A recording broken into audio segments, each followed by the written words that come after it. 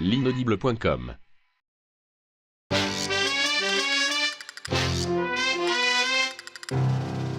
Précédemment, dans Comment devenir maître du monde. Peuple d'Oxymute, enfant du nouveau monde, élu de la création et futur chômeur, moi, vieux crade, je vais vous restituer la légende fondatrice. Vous narrez la vie et l'œuvre de ceux qui voulaient devenir maîtres du monde et par la faute desquels vous êtes là aujourd'hui. Vous le connaissez bien, vous? Qui ça? Dupont de l'Alma? Peu particulièrement. On dit qu'il est à la tête d'une des plus grosses fortunes du monde. Oui, ça c'est sûr. La Global Corporation, c'est une mine d'or. La plus grosse multinationale de la planète, hein? Monsieur Ganache attend mon colonel au Conseil. Ah bon? Et qu'est-ce qu'il veut? Je l'ignore, mon colonel. Il a juste dit que c'était important. Ne vous dérangez pas, je connais le chemin.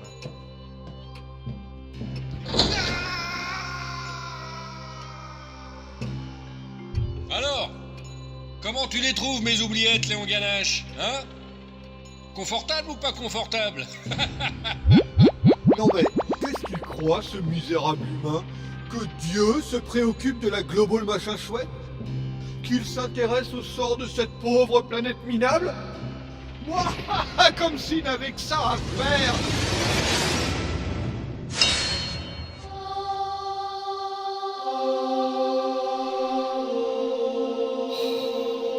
Omniscient, omnipotent, et puis quoi encore? Omniscient qui mal y pense, oui. Si j'avais su que c'était ça être Dieu... Ah, on m'avait pas prévenu, hein, sinon j'aurais pas signé, ça tu peux être sûr. Tu parles d'un métier, un CDD de 6 jours, congé le 7e, et puis quoi après? Qu'est-ce qui pourrait me rester à faire pour le reste de l'éternité? Qu'est-ce que je pourrais... Peut-être... Non. Rien. Galaxie du Poule. Rien. Grand nuage de Tabarly. Que dalle. Constellation du Tricorne. Ouais, consternation plutôt. Nada, Nib, zéro. Et cette alerte, c'est quoi? Formation d'une super maminova dans la galaxie du Dorifort. Mais qu'est-ce que tu veux que ça lui foute à Dieu, un trou noir de plus ou moins? Qu'est-ce que ça change à sa vie? Hein? Tiens, regarde ce qu'il en fait de ton système solaire à la con. Et voilà, on n'en parle plus. Oh, si c'est pas moi possible. Tout savoir, tout voir, tout pouvoir et s'emmerder comme un rat mort. Une fois qu'il a tout créé, qu'est-ce qu'il lui reste à faire, Dieu? Oh mais ouais, je sais. Moi, sois loué, je sais ce que je vais faire. Je vais mettre à l'épreuve l'homogénéité de ma création. Je vais tester l'équilibre de l'univers, la solidité de ma construction cosmologique. Je vais inventer Aristide Cabillaud.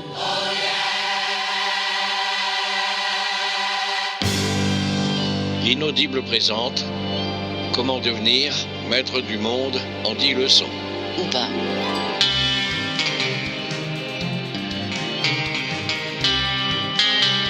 Une série webophonique de Walter Proof.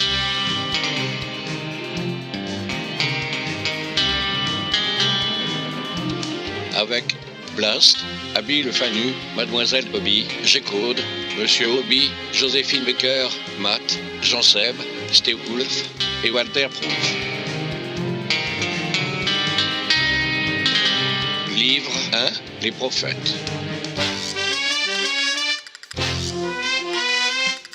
Leçon 2, Tes compagnons, tu choisiras.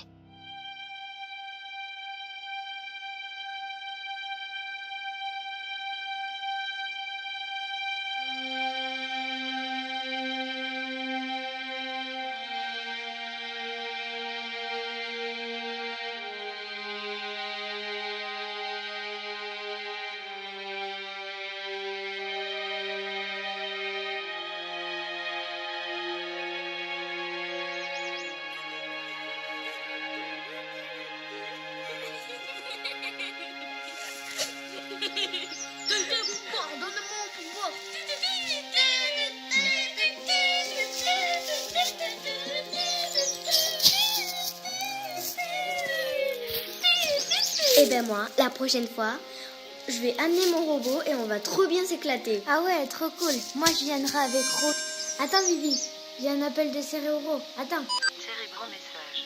Dans 10 minutes, reprise de l'enseignement, amphithéâtre 42, Université Stephen Hawking, tour 125, quartier Citadelle, Oxymut City. Cérébro message. Dans 10 minutes. Dépêche-toi, Vivi, le vieux crabe va reprendre le récit de la légende sacrée. On va être en retard. Mais non, t'inquiète. On va appeler une bulle automatrice. J'ai mon pass, on y est en 3 minutes, pas plus. Ah oui, bonne idée. Voilà, c'est fait. Tiens, regarde, elle arrive.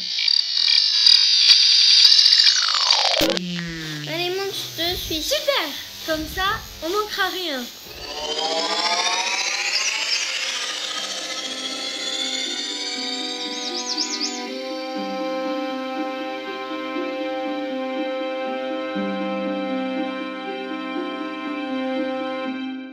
Ainsi que ceux qui voulaient devenir maîtres du monde s'affrontaient avec les armes disparues de l'époque. L'époque de l'époque, hein, bien avant notre époque. Il y a des millénaires, bien avant la grande migration, bien avant même l'ultime déflagration. Violence, menaces, prévarication et tape dans la gueule. Les prophètes des tribus qui s'affrontaient dans ces temps antiques possédaient grande maîtrise de ces armes rustiques mais néanmoins efficaces, même si elles nous feraient bien rigoler aujourd'hui. Et pourtant, bande de petits cons, il n'y avait pas de quoi rire.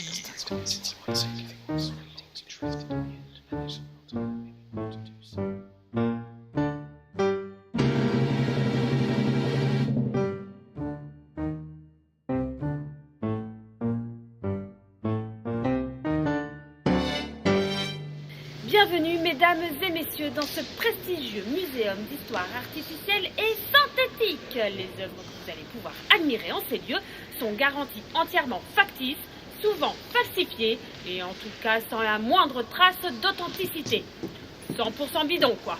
Allez, par ici, mesdames et messieurs, on y va. Nous commencerons la visite par la grande galerie dégueulasse.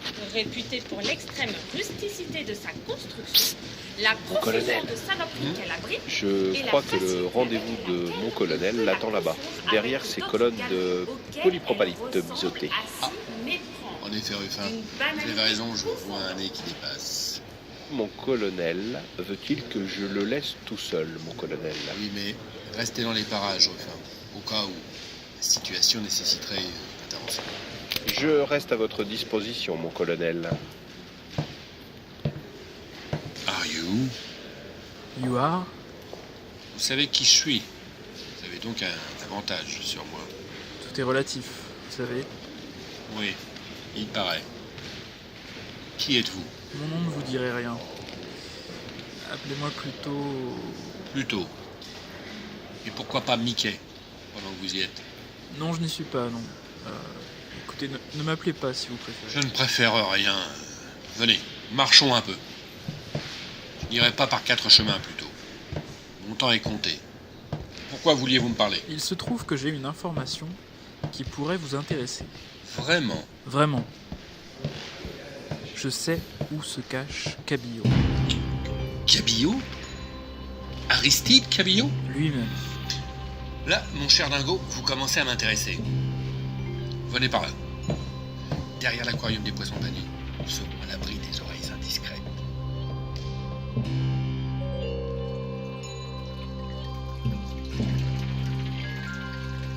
Connaissez-vous la ville de Santa Rasbulba? Pas le moins du. Ça ne m'étonne pas.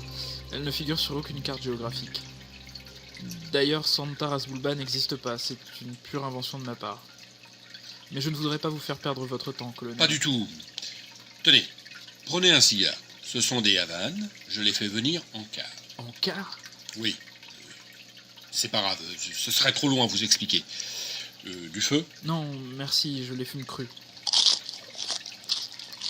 Donc, vous disiez que vous connaissiez le lieu de résidence actuel d'Aristide Cabillaud? Oui, je le connais. Mais vous comprendrez que je ne vais pas vous fournir ce renseignement en échange d'un simple cigare, même aussi délicieux que celui-ci. Je comprends parfaitement, cher Bouffier. peux vous appeler Goofy. 2 millions de francs suisses. En petite coupure. Livrable en chaise à porteur. Échéance sous quinzaine. Dans une mallette en cuir de libellule mâle, une variété que je fais élever spécialement dans une ferme d'Afrique du Sud. Engraissée au pollen de synthèse, la libellule. Par une équipe de chercheurs aveugles diplômés d'Harvard. Bien sûr. Quoi de grenouille syphilitique. Eh bien, marché conclu, colonel. Aristide Cabillo se cache dans une villa discrète d'une bourgade toute proche de la frontière népalo-suédoise, à Gothenburgenham, en autarcie. Mais encore. C'est tout. Mais qu'est-ce qui m'arrive? Un malaise. Vous avez les yeux qui bourdonnent, peut-être. Oui. Et des taches multicolores qui dansent devant vos oreilles? Oui. Ah. Mais... Ce sont les effets du Havane. Vous pensiez pouvoir m'escroquer si facilement.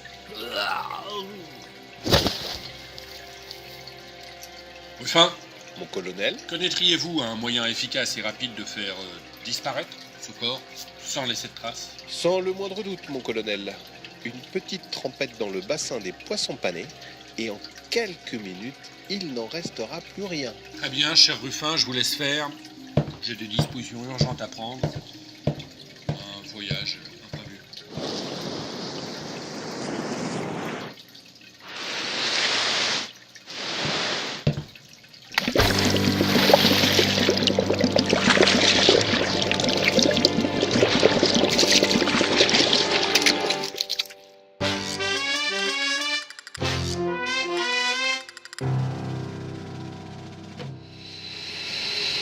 Je compte sur vous, mon cher Otto, pour veiller au bon fonctionnement de l'organisation en mon absence. Comment? Le fonctionnement de quoi? Global. Je vous laisse les clés de la globale.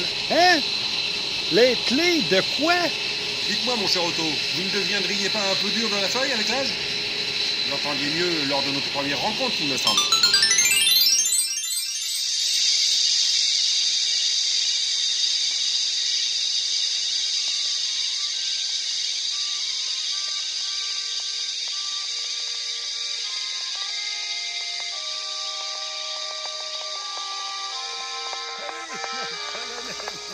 À la vôtre!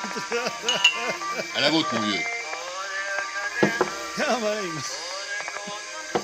J'en reviens pas que vous m'ayez retrouvé ici, dans ce trou perdu, en pleine jungle. Vous savez, l'organisation que je dirige a un service de renseignement... Comment dire? Bien renseigné, quoi. Oui! Je vois ce que vous voulez dire. Vous avez les moyens de faire parler, quoi. Exactement.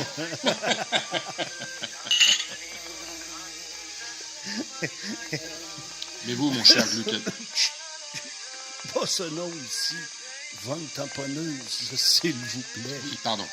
Excusez-moi. Otto von Tamponneuse, bien sûr. J'oubliais que vous aviez repris votre patronyme d'origine. Pour quelle raison, d'ailleurs? Oh. Les circonstances, vous comprenez. Il me fallait prendre un nouveau départ après quelques aventures, disons, compromettantes. J'ai donc repris mon vrai nom. Ou plutôt un de mes vrais noms. Celui sous lequel vous m'avez connu. Il y a bien longtemps. Vous vous souvenez, colonel? Ah bon? Un flashback dans un flashback. Vous êtes sûr que les gens vont suivre? Ah. Au point qu'ils sont rendus, voyons donc. Ils ne seront pas surpris, là.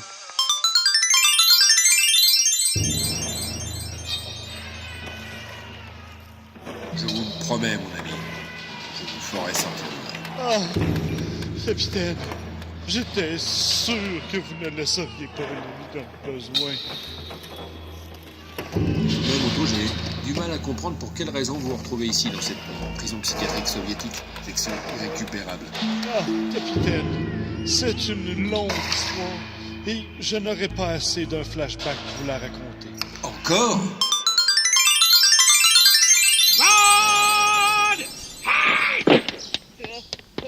Was ist das, Helmut? Professeur, le Führer. Le Führer. Eh ben, quoi, le Führer? Qu'est-ce qu'il a, le Führer? Il a mis fin à ses jours. Professeur. Maudit Saint-Cyboire de cette calice de Chris. C'est mauvais pour mes affaires, ça, aujourd'hui. Bon, Helmut, prépare ma valise. Je crisse mon camp d'ici avant que les alliés débarquent. C'est que... C'est que quoi? Ils sont déjà là, les alliés. Qui est-ce qui commande ici? Oh, c'est pas moi, mon lieutenant. C'est sûr que c'est pas moi. Moi, je ne suis qu'un humble savant fou, vous savez. Un chercheur qui n'a pas encore trouvé grand-chose. Oui, je vois. Et qui ne demande pas mieux que de continuer à chercher pour d'autres commanditaires, si vous voyez ce que je veux dire. Oui, je vois très bien.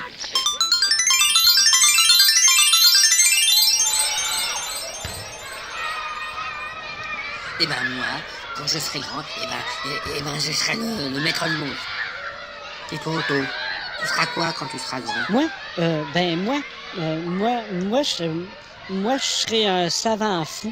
Et puis, j'inventerai des trucs qu'on sait même pas encore ce que c'est, parce que ça existe même pas, alors... Ah, mais qu'il est bête.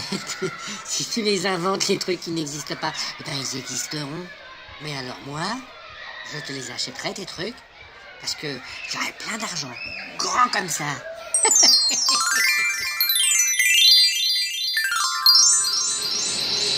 Bon, on en était où, là? Parce qu'avec tous ces flashbacks, j'ai perdu le film. Vous alliez me laisser des clés d'un truc, je crois, mais j'ai pas compris quoi. Ah oui, c'est ça. Je vous laisse la direction de l'organisation pendant mon court séjour en autarcie. Et comme il n'y a strictement aucun projet en cours, je pense que vous serez à la hauteur de la tâche. Ah, colonel, n'ayez aucune inquiétude. Je m'acquitterai de cette mission comme vous le feriez vous-même. Bon, allez, j'y vais, hein. Salut, colonel. Prenez soin de votre santé.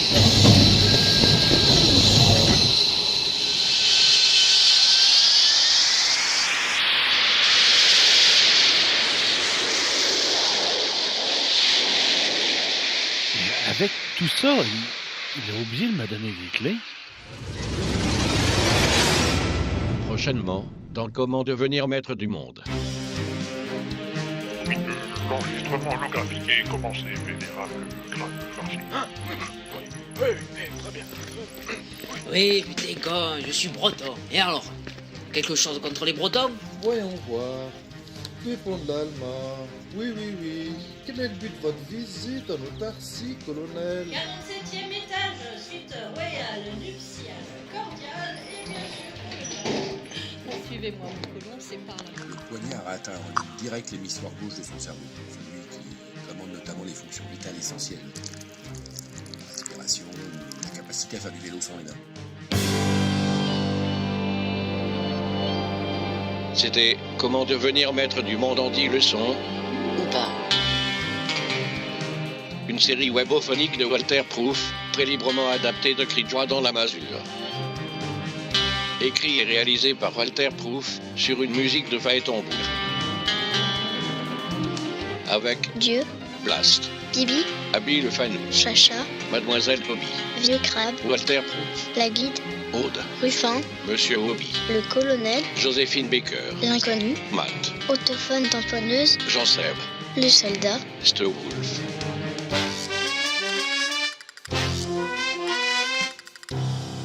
À suivre.